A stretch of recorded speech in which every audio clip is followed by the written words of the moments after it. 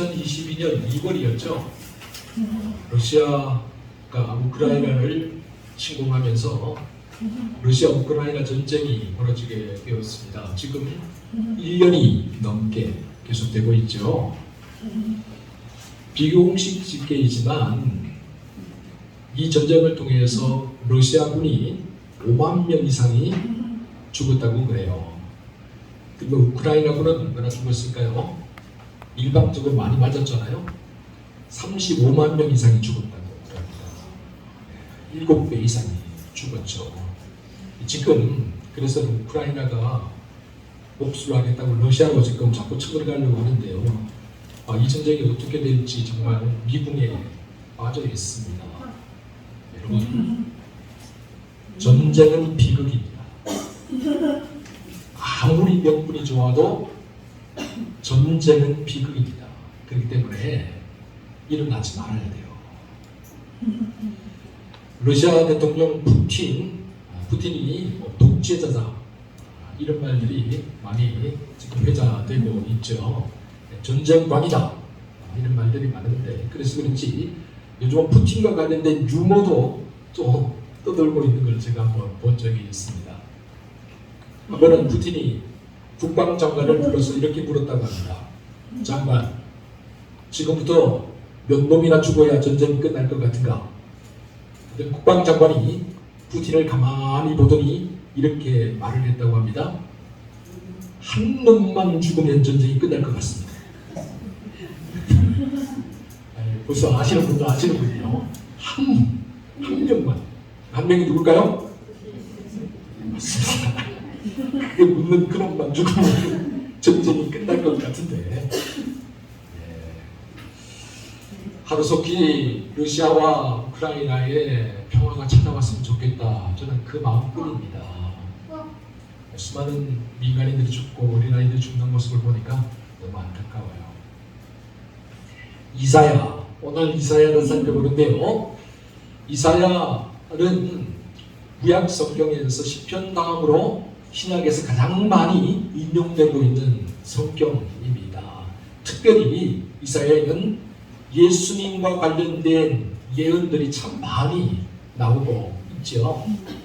이사야 7장 14절 보면 우리가 잘 아는 이 말씀이 나와 있죠. 보라, 처녀가 잉태하여 아들을 낳을 것이요 그 이름을 임마누엘이라 하리라. 마태복음에서는 그 뜻을 번역합니다. 그죠? 이를 번역한 점 하나님이 우리와 함께 계시다니라.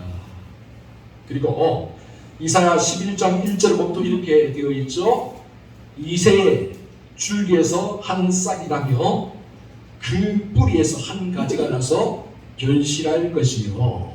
예수님의 탄생, 예수님에 대해서 이야기를 하고 있습니다. 그런가 하면 이사야 53장 5절을 보면 이렇게 되어 있습니다. 그가 찔림은 우리의 허물 때문이요 그가 상함은 우리의 죄악 때문이라. 그가 징계를 받음으로 우리가 평화를 누리고 그가 채찍에 맞음으로 우리가 나음을 입었도다. 이처럼 이사야를 보면 예수님에 대한 이야기가 많이 나와요. 그래서 이사야를 가르치듯 흔히 제5복음, 5번째 복음서다 그렇게 이야기를 하기도 합니다. 이사야라는 의미는 여호와는 나의 구원, 하나님이 나를 구원하신다 라는 그런 뜻을 가지고 있습니다. 이사야는 왕족이었다 라고 그렇게 알려져 있죠. 그래서 왕과 고관 대신들을 향해서 예언의 말씀을 주로 선포했던 사람입니다. 예레미야도 참 아름답고 에스겔도 참 읽어보면 아름답지만 특별히 오늘날에도 이사야의 글을 읽을 때 참 아름답다, 감동을 많이 받는다 그렇게 우리가 느끼잖아요. 왜 그럴까? 아주 옛날부터 왕족들이 받았던 그 교육 수준이 상당히 높다 라는 것을 우리가 이사야를 통해서 확인할 수 있는 대목입니다. 우리가 오늘 본문 말씀을 이야기하기 위해서는요, 이사야가 살던 그 시대의 전반적인 역사를 좀 이해할 필요가 있어요. 사실 이사야는 우시야 왕이 죽던 해, 그러니까 우시야라는 사람이 누구냐면 우시야와 요담 70년간 이스라엘 남유다를 다스렸는데 이때가 이스라엘의 정말 가장 평안한 것 중에 하나였습니다. 평안하고 부국강병을 누리던 그런 때 중에 하나였다라는 것이죠. 이 평안과 이 영화를 하나님께서 허락해 주셔서 70년을 살았는데, 그러면 그 70년 동안 이스라엘 백성들은 어떻게 살았을까요? 안타깝게도요, 하나님을 더 잘 섬기면 좋잖아요. 그죠? 사람이란 게 좀 먹고 살만해지고 좀 편해지면 그게 아니더라고요. 하나님께서 축복해 주시고 하나님께서 은혜를 주시니까 그걸로 더 하나님을 잘 섬기는 게 아니고 쾌락과 향락을 추구합니다. 물질 만능주의, 황금 만능주의에 빠져서 돈밖에 몰라요. 게다가 이방의 우상들을 얼마나 심각하게 섬기는지 자꾸 새로운 걸 추구하는 거예요. 뭐 다른 게 없나? 뭐 더 맛있는 게 없나? 이러면서 사람들이 살아가더라는 거죠. 안타깝죠. 근데 이 무렵에 남쪽의 애국은 아직 힘이 없는 상태였고요. 또 북쪽의 아수르는 내부적인 문제도 심각했을 뿐만 아니라 또 다른 곳에, 그러니까 인도 쪽으로 동쪽으로 영토를 확장하기 위해서 싸우느라고 팔레스틴과 이스라엘은 신경을 쓸 겨를이 없었어요. 그러다가 우시야 왕이 죽고 요담 왕이 죽고 난 다음 아하스가 들어섰을 때부터 아수르가 정리가 됩니다. 아수르가 정리가 되는데요. 아수르의 딜랏빌레셋 3세가 올랐으면서 모든 게 정리됐는데, 이 딜랏빌레셋 3세는 전쟁광이었어요. 푸틴과 같이. 그래서 영토 확장을 위해서 기회만 있으면 어떻게든 다른 나라를 집중해서 침공했던 그런 왕이었다라는 것이죠.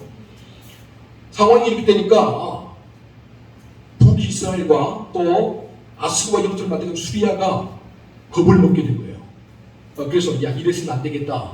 우리가 남유다와 함께 동맹을 맺어서 삼국 동맹을 맺어서 이 아수르를 팽창하려고 하는 이 아수르를 견제하자, 이렇게 이야기가 된 거죠.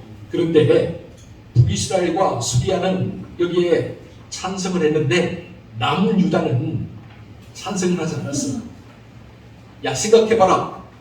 지금 최강대국으로도 그러는 아수르를 우리 세 나라가 뭉쳐서 막겠다고 무슨 소리야, 말도 안 되는 소리 하지 마라. 차라리 친아수르 정책을 펴야지. 이렇게 나오게 된 거죠. 그러니까 이 수리아와 북이스라엘이 볼 때 이 남유다가 괘씸한 거죠. 그래서 아수르에게 대항하기 전에 이 남유다에게 한번 꼰대를 보여주자 해서 쳐들어오게 됩니다. 이게 주전 738년에 있었던 전쟁이죠.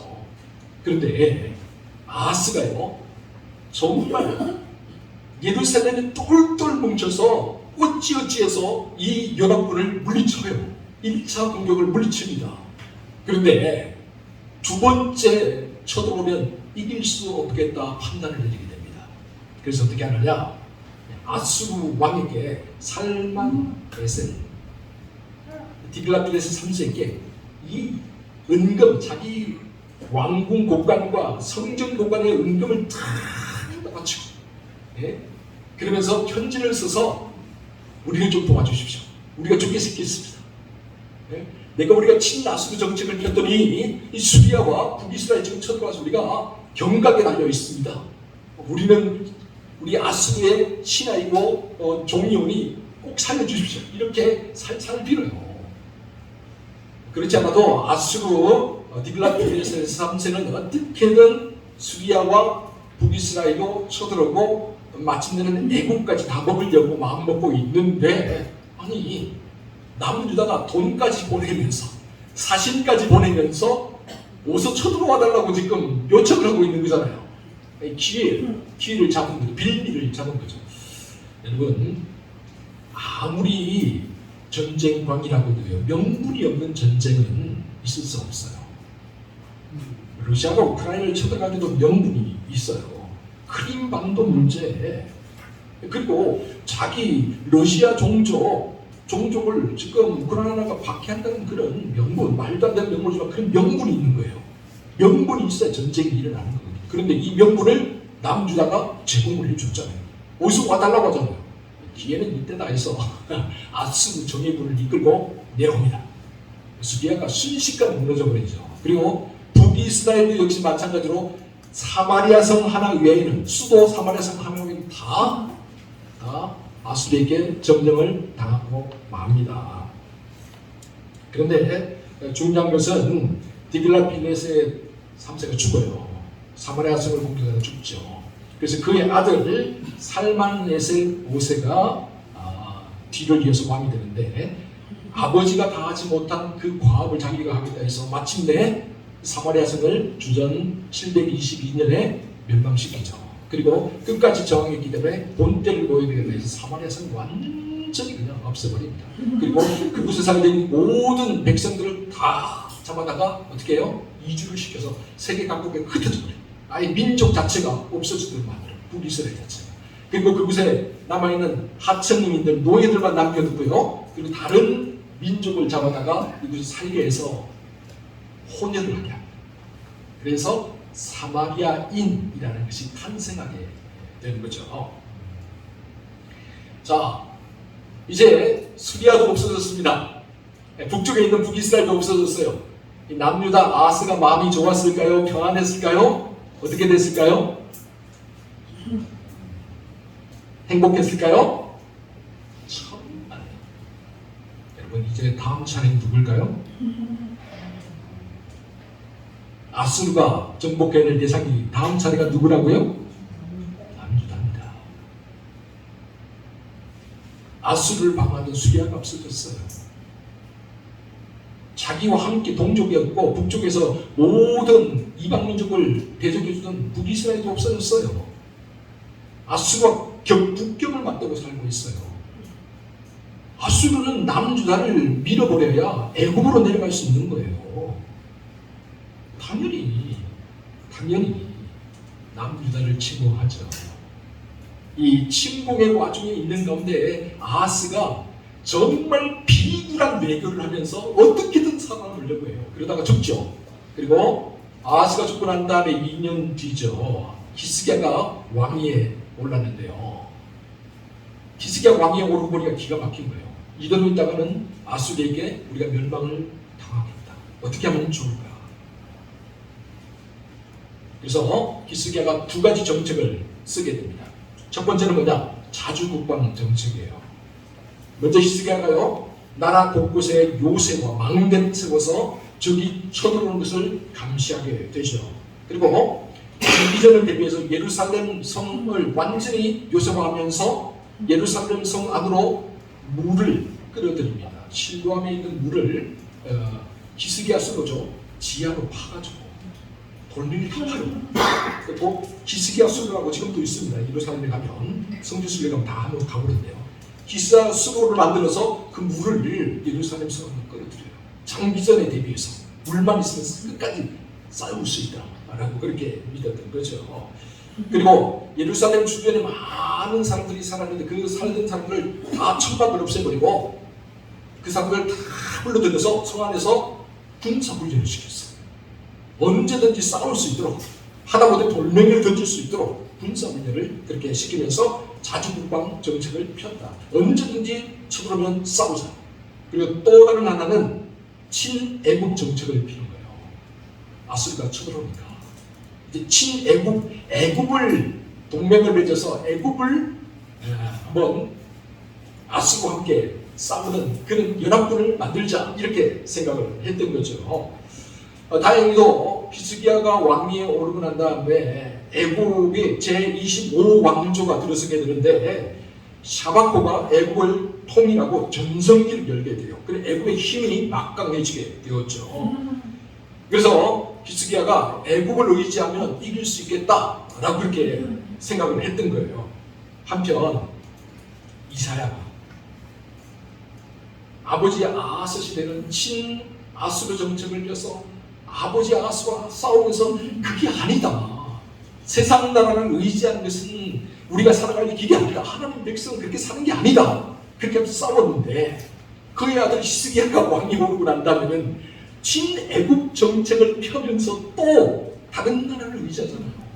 그러니까 다시 히스기야와 또 영적인 대립각을 세우면서 또 싸워야 되는 그런 상황에 놓이게 된 거죠.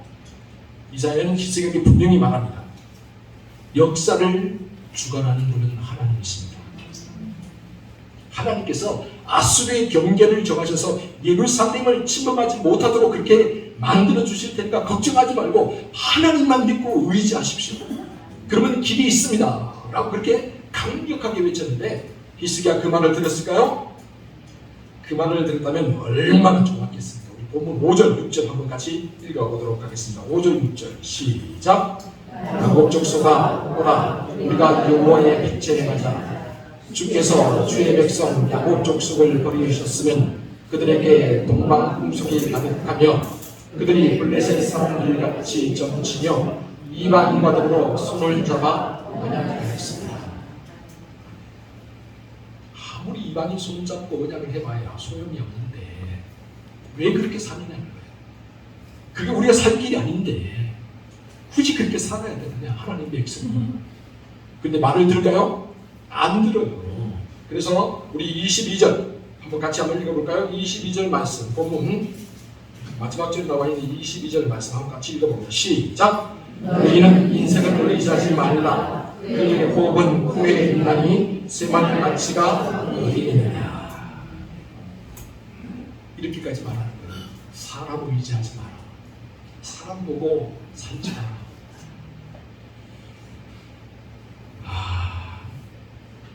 힘이 연약한 사람들의 피해가 여기에 있다. 저는 그런 생각을 해봅니다. 사실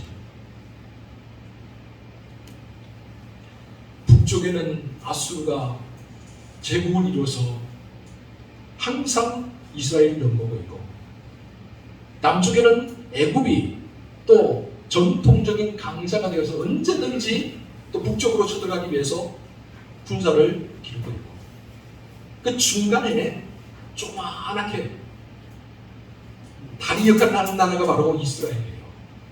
그래서 이스라엘 역사를 보면요, 우리나라도 일본과 중국 사이에서 참 힘들었잖아요.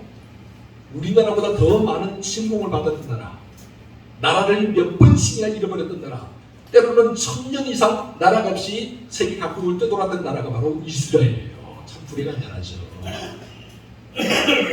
이 힘없는 나라가 선택할 수 있는 이 삶의 방식, 철저한 외교 전략이겠지만 그 외교 전략보다 더 앞서야 되는 정말 중요한 이 나라가 가야 될 기본 방식, 정책, 바로 오직 여호와 하나님을 신뢰하는 겁니다.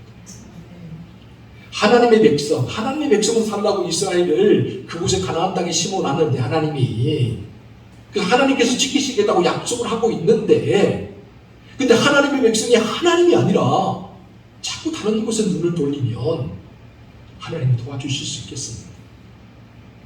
하나님을 의지하는 게 아니라 인생을 의지하고 하나님을 의지하는 게 이방인들과 손을 잡고 살아가는데 어떻게 하나님이 도와주실 수가 있겠습니까? 그런데요, 가만히 생각해 보세요. 이사야 시대에 이 국제적인 형편과 또 이스라엘이 놓인 그 상황이 어쩌면 우리나라와 똑같습니까? 여러분, 우리나라의 형편과 처지를 가만히 한번 생각해 보세요. 아하스 왕과 히스기야 왕 시대와 정말 닮았다라는 느낌을 지울 수가 없죠. 오늘 우리는 세계의 패권을 쥐고 있는 초강대국 미국의 인기으로부터 자유로울 수가 없어요. 철 모르는 젊은 사람들 계속해서 반미를 외치잖아요. 근데 여러분, 미국이 지금 이 상황에서 우리나라에서 빠졌다고 생각해 보세요. 어떻게 될까요? 끔찍한 일이 벌어질 수 있습니다. 아직까지 우리나라가 미국의 도움 없이 홀로 설 수 있는 나라가 아니죠. 그러나 과연 미국이 우리 영원한 무방이 될 수 있을까요? 그렇다고 해서 우리 주변의 전통적인 강자였던 중국을 우리가 믿고 의지할 수 있을까요? 동북 공정을 통해서 고구려와 발해의 역사를 다 지워버리려고 하는 자기들의 역사를 편입하려는 이 중국. 과연 중국이 우리의 파트너가 될 수 있을까요? 중국이 경제적으로, 군사적으로 요 한 20년 사이에 엄청난, 정말 어마어마한 그런 힘을 얻게 되었죠. 그러니까 1대1로 사업을 통해서 주변국들과 영토 전쟁을 벌이고 있잖아요.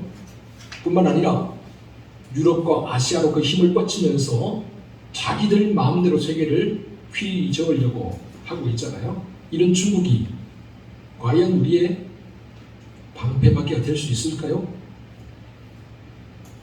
그렇다면 가깝고 먼 나라인 일본이 우리와 우방이 될 수 있을까요? 저는 일본을 생각할 때마다 참 너무 얍삽하다라는 생각을 많이 해요. 얍삽하죠. 얍삽하게 지금 오염수를, 방사성 오염수를 방류하고 지금 전 세계가 그렇게 만들고 있잖아요. 정말 얍삽해요. 근데 그뿐입니까? 우리가 일본의 식민지 지배를 받아봤잖아요. 36년 동안 우리 민족 말살 정책을 폈던 그 사람들 아닙니까? 위안부를 그렇게 잡아다가 그렇게 일을 벌여놓고 난다면 사과 한마디 없이 뻔뻔스럽게 자기도 잘했다고 지금까지 그렇게 이야기하는 민족 아닙니까? 자기들이 우리 전쟁의 피해자라고 피해자 코스프레를 하고 있는 그런 민족인데 그 민족을 우리가 믿을 수 있어요? 지금 우리 주변이 이렇게 열강들로 둘러싸여 있습니다. 러시아까지 만약에 힘을 얻는다면 정말 우리나라가 어떻게 될지. 여러분, 그렇다면 우리 자신만의 힘으로 우리를 지킬 수 있나요? 네, 우리나라가 세계 경제의 10대 대국 안에 드는 나라이지만 여전히 중국이나 일본이나 미국에 비하면 아무것도 아니죠. 군사적으로 무기들을 우리나라가 정말 신기한 무기들을, 좋은 무기들을 많이 지금 개발하고 있습니다. 그래서 세계적인 군사 수출 강국이 될 것 같아요. 근데 그렇다고 해서 우리나라가 중국으로부터, 미국으로부터, 일본으로부터 우리를 완전히 지킬 수 있느냐? 그것도 미지수예요. 우리를 둘러싸고 있는 열강들이 가진 경제력, 군사력, 외교력에 비하면 우리가 가진 힘은 정말 초라하기 그지없죠. 그렇다면 여러분 어떻게 해야 합니까?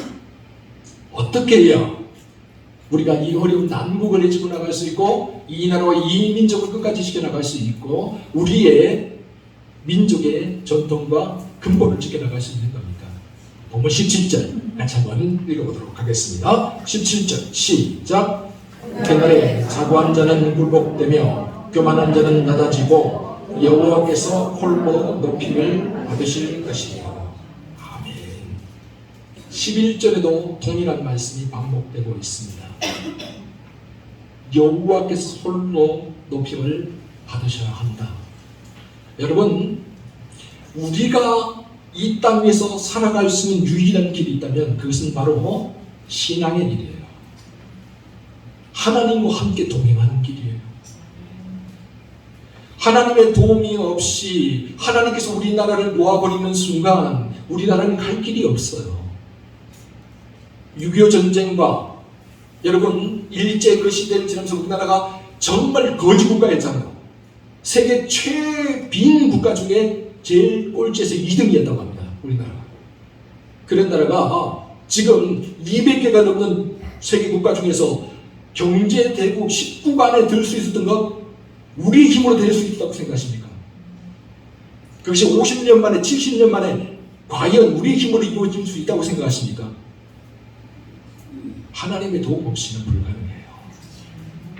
하나님께서 우리나라를 긍휼히 여기시고 우리나라에 엄청난 축복을 부어주시기 때문에 이 모든 것이 가능했다라는 거죠.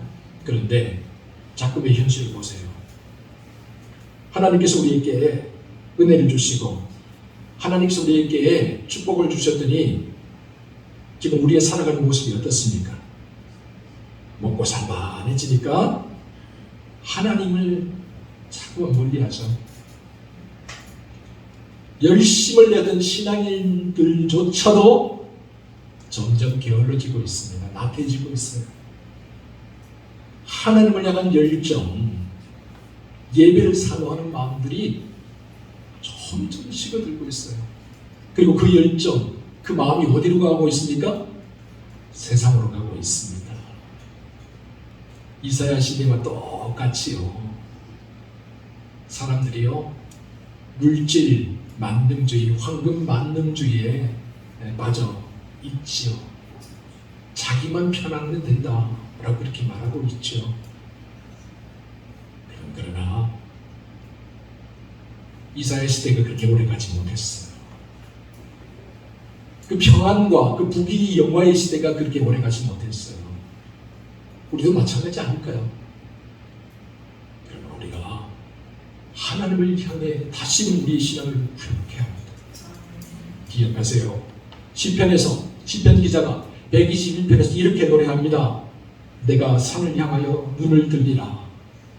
나의 도움이 어디서 올까? 나의 도움은 천지를 일지으신 여호와에게서로다. 우리의 도움은 하나님께 있습니다. 우리가 이 사실을 굳게 믿고 우리가 이 사실을 놓치지 않고 끝까지 우리가 나아간다면 이 나라와 이 민족이 세상 모든 민족 위에 우뚝 서게 될 것입니다. 하나님께서 이 나라와 이 민족을 통해서 참으로 놀라운 일들을 만들어낼 것입니다. 바로 이 일을 위해서 우리가 깨어서 기도하고 하나님의 영광을 더럽히며 살아갈 수 있기를 주의 이름으로 축원합니다. 기도하겠습니다. 주님, 오늘 우리가 이만큼 살게 된 것은 주님의 놀라운 은혜와 도우심 때문입니다. 주님의 은혜와 도우심이 없었다면 우리가 어떻게 여기까지 올 수 있었겠습니까? 그런데 주님의 은혜와 도우심으로 먹고 살만해지니까 저 옛날 이스라엘 백성들처럼 주님의 은혜와 도우심을 잊어버리고 자꾸만 세상 것들을 추구하고 세상적인 방법들을 따라가려고 합니다. 주님, 우리의 도움은 오직 주님밖에 없음을 기억하게 하여 주시옵소서. 그래, 다시 신앙의 열정을 회복하게 하시고 다시 하나님 앞에 나와 깨어 기도하게 하여 주시옵소서. 다시 주님 안에서 새로운 소망을 품는 우리 모두가 되게 하여 주시옵소서. 모든 말씀 우리 구주 예수 그리스도의 이름으로 기도옵나이다.